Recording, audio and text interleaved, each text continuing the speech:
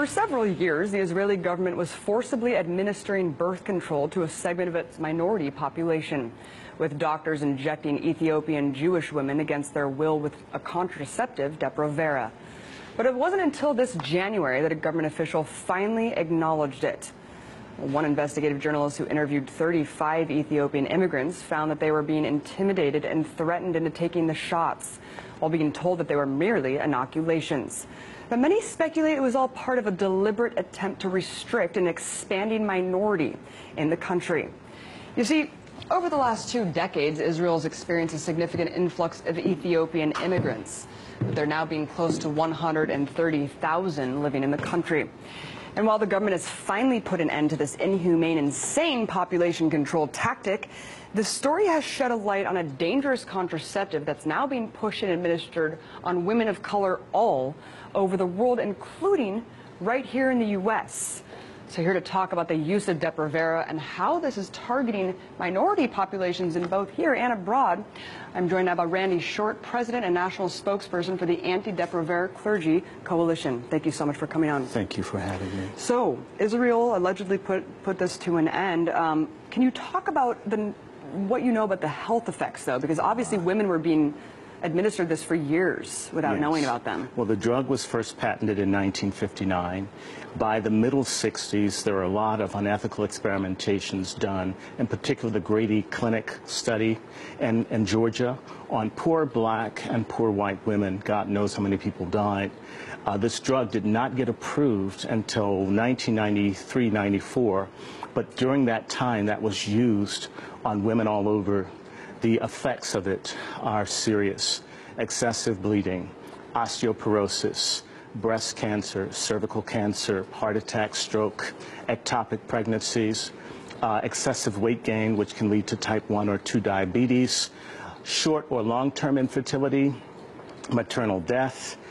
It strips the epithelium, the inner part of the woman's womb, making her more susceptible to all STIs and STDs. Therefore, doubling the chances of getting HIV/AIDS, chlamydia, HPV, gonorrhea, or syphilis. And there are other things that bothers the mental health. One of the things that's come to us, that the group that I work with, the Rebecca Project, is that many women are telling us that they've had mental problems.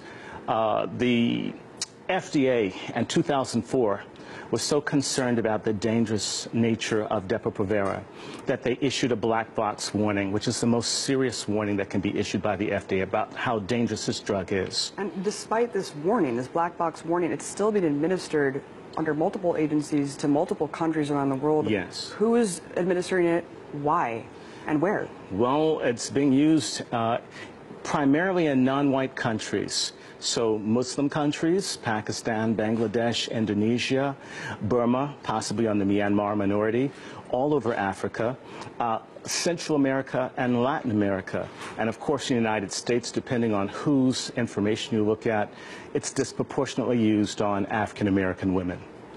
Who's doing it? Planned Parenthood is one of the big purveyors of it. In addition to that, you have the Population Council, you have the International Federation of Planned Parenthood, you have a lot of persons and groups that have a Malthusian view that there are too many people, and therefore they want to reduce the population. They know this drug is deadly, it's cheap, and it makes huge profits for the parent maker, which is Pfizer. And USAID is also one of the agencies as well. For 47 years, it's been an unofficial policy of the USAID Office on Population to use or to send abroad dangerous, unsafe, untested, or unapproved drugs. And you said that this is being obviously disproportionately affecting minority populations. yes. If they know that it's deadly, why would they be administering it to minority populations? I mean, what is really this all about here? There are too many non-white people. If you look at a gentleman by the name of Dr. Ravenholt, who was head of the USAID Office on Population from about 1966 until 1979, he was able to first convince President Johnson that it was in the national and commercial interests of the United States that 1/4 of the women in the developing world be sterilized. So there's some sense that if there are too many black or brown people, that somehow their needs will conflict with the capitalistic, imperialistic aims of the United States and its allies. And there's been multiple lawsuits against Pfizer for the detrimental health effects from this drug, but they seem to be getting away with it and seem to keep, you know, direct-to-consumer advertising. Well, how are they doing this? Well, they're making a lot of money. The U.S. Department of Justice has sued them in the last 10 years and fined them about $6 billion. But if you're making billions and billions, it's the price of doing business. But you have to understand, the people that are being steered towards this drug are poor, they lack education and legal representation, and they're being tricked, so they don't know. Now, you have to understand, Pfizer lost in Canada, they've lost in Europe, but they go to countries where they can't be sued. You can't sue from Nigeria here. You can't sue from Mozambique here. So you can go to countries where you either have a corrupt government structure or they're coerced, or should I say they've constructively manipulated into having this drug as part of their international foreign aid. Do you see what I'm saying? So the women become just chess pieces in a Malthusian eugenics game. And so you think this goes beyond just a corporation making as much money as it can, pushing it on as many people as it can. You think it actually goes down to, this is a modern day form of eugenics. And genocide, yes. And it's happening here in the U.S. as well. Yes, it is. Well, that's very shocking, and we'll definitely follow up with this story. Very disturbing.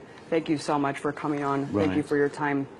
Randy Short, President, National Spokesperson. And I'm with the Rebecca Project on Human Rights. Absolutely. All right, thank you so much. Thank you. All right.